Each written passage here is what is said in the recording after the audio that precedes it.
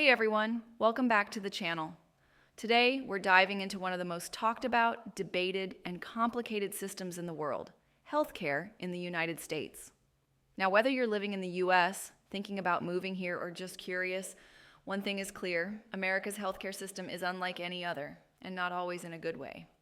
So in this video, we're breaking it down. How it works, what makes it so expensive, who it works for, and who it leaves behind, and where it might be headed in the future. Let's get into it. 1. How does US healthcare work? Unlike many other developed countries that offer universal healthcare, the US runs on a privatized, insurance-based model. That means most people don't get free healthcare. They either get insurance through their employer, buy a plan privately, or qualify for government programs like Medicare for seniors, or Medicaid for low-income individuals. If you don't have any of those, you pay out of pocket. And that can get expensive real fast. 2, why is it so expensive? Let's talk about cost, because this is where things really start to raise eyebrows.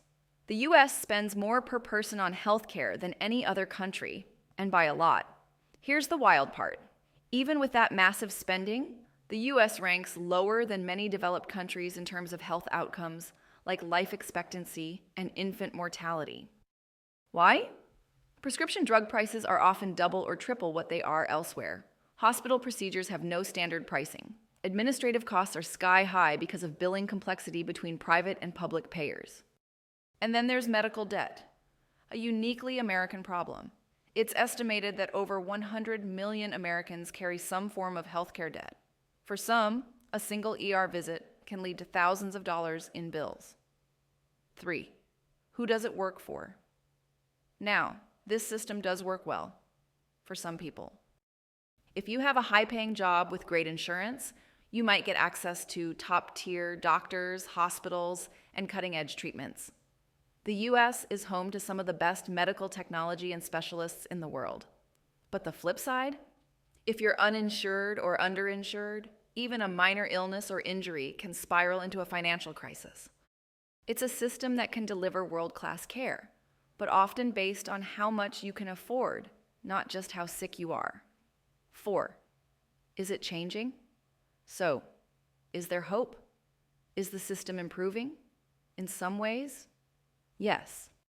Telemedicine has exploded since the pandemic, giving people easier access to doctors from their homes.